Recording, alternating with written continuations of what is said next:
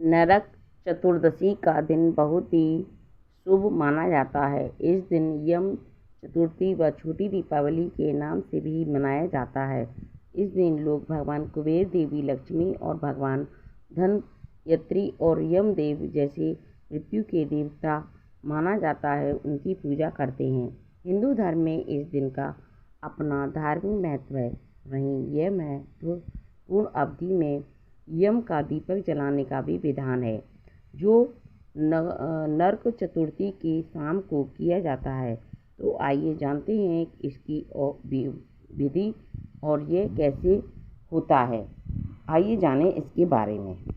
छोटी दीपावली के दिन शाम के समय प्रदोष काल में गेहूं के आटे से एक दीपक बनाएं। फिर 4 बाती तैयार करें और उसी दीपक में रखें और उसमें सरसों का तेल डालें। इसके बाद दीपक के चारों ओर गंगा जल छिड़क के इसके पश्चात घर के मुख्य द्वार पर दक्षिण दिशा में उसे रख दें। दीपक के नीचे कोई अन्न जरूर लगाएं। धनतेरस का त्यौहार लोगों के जीवन में समृद्धि और स्वास्थ्य के लिए मनाया जाता है। दीपावली का प्रारंभ धनतेरस से ही हो जाता है। धनतेरस पूजा को धनयंत्री के नाम से भी जाना जाता है। धनतेरस के दिन नई वस्तुएं खरीदना शुभ माना जाता है। धनतेरस के दिन चांदी खरीदने का भी प्रधान है। अगर संभव ना हो तो कोई बर्तन भी खरीद सकते हैं। इसके पीछे यह कारण माना जाता है कि यह चंद्र माँ का प्रतीक है, जो शीतलता प्रदान करता है और मन में संतोष रूपी धन का वास होता है। हिंदू धर्म में एक कथा के अनुसार ऐसा माना जाता है कि धनतेरस के दौरान अपने घर पर 13 दीपक जलाने चाहिए और अच्छे स्वास्थ्य और समृद्धि के लिए प्रार्थना करनी चाहिए, जिसमें से सबसे पहले दक्षिण दिशा में यानी यम देवता के लिए और दूसरा धन की देवी माँ लक्ष्मी के लिए जलाया जाता है। इस तरह 2 दीपक अपने घर के मुख्य द्वार पर, एक दिया तुलसी महारानी के लिए और एक दिया घर की छत पर, और बाकी के दिए घर के अलग अलग कोनों में रख देना चाहिए। माना जाता है कि ये 13 दिए नकारात्मक ऊर्जा और बुरी आत्माओं से रक्षा करते हैं। धार्मिक और ऐतिहासिक दृष्टि से भी इसी दिन का विशेष महत्व है। शास्त्रों में कहा गया है कि जिस परिवार में धनतेरस के दिन यमराज के नियमित दीपदान किया जाता है वह अकाल मृत्यु नहीं होती है। घर में दीपावली की सजावट भी इसी दिन से प्रारंभ होती है। इस दिन घर को लीपा पोता और चौका रंगोली बनाना, सायंकाल के समय दीपक जलाकर लक्ष्मी जी का आह्वान किया जाता है। इस दिन पुराने बर्तनों को बदलना और नए बर्तन खरीदना शुभ माना जाता है।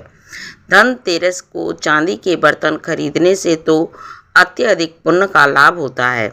इस दिन कार्तिक स्नान करके प्रदोष काल में घट, गौशाला, कुआं, वरवड़ी, मंदिर आदि स्थानों पर भी 3 दिनों तक दीपक जलाया जाता है। धनतेरस को धनयंत्री त्रयोदशी या धनतेरसीय जयंती भी होती है। धनतेरस को आयुर्वेद के देवता का जन्म दिवस के रूप में मनाया जाता है। इस दिन गणेश लक्ष्मी की मूर्ति घर पर लाई जाती है। इस दिन लक्ष्मी और कुबेर की पूजा की जाती है, साथ साथ यमराज की भी पूजा की जाती है। पूरे वर्ष में एकमात्र यही वह दिन है जब मृत्यु के देवता यमराज की पूजा की जाती है। यह पूजा दिन में नहीं की जाती है, यद्यपि रात होते ही समय यमराज के नियमित एक दीपक जलाया जाता है।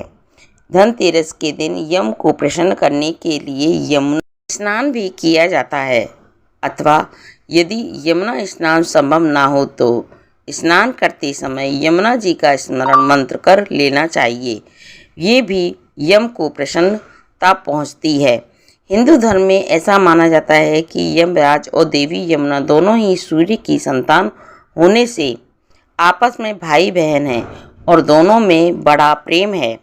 इसलिए यमराज यम का स्नान करके दीपदान करने वाले से बहुत ही ज़्यादा प्रसन्न होते हैं और उन्हें अकाल मृत्यु के दोष से मुक्ति मिलती है। धनतेरस के दिन यम के लिए आटे का दीपक बनाकर घर के मुख्य द्वार पर रखा जाता है।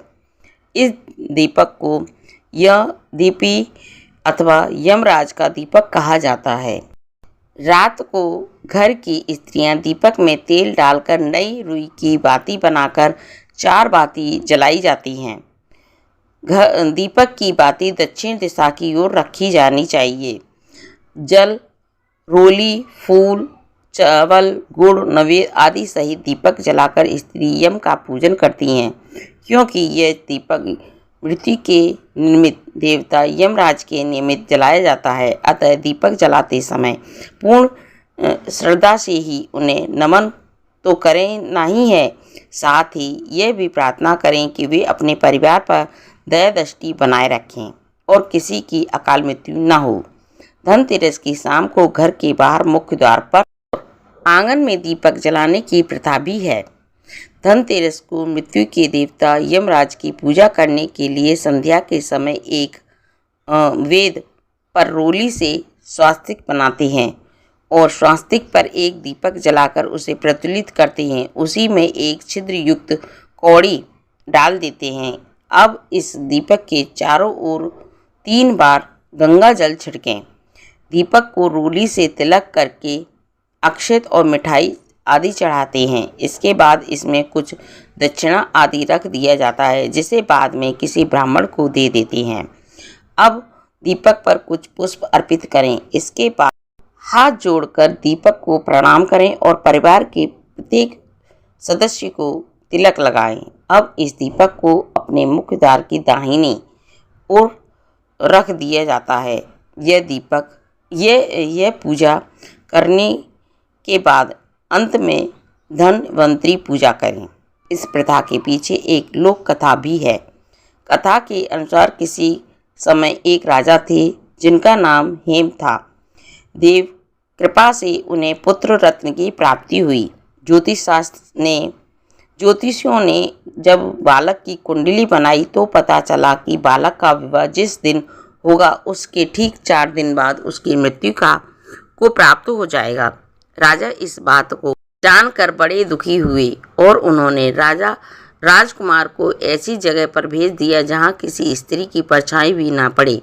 देवयोग से एक दिन एक राजकुमारी उधर से गुजरी और दोनों एक दूसरे को देखकर मोहित हो गए। उनने गंधर्व विवाह किया।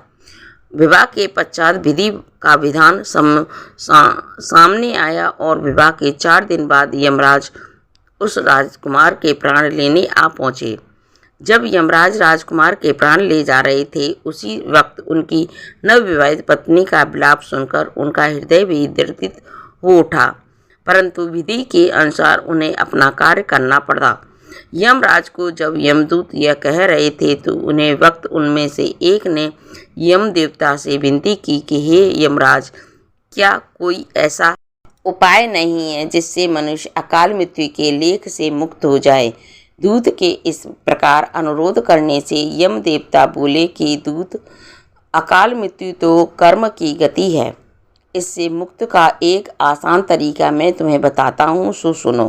कार्तिक कृष्ण पक्ष की रात्रि जो प्राणी मेरे नाम से पूजा करके दीपक माला दक्षिण दिशा की ओर भेंट करता है, उसके अकाल मृत्यु का भय नहीं रहता है।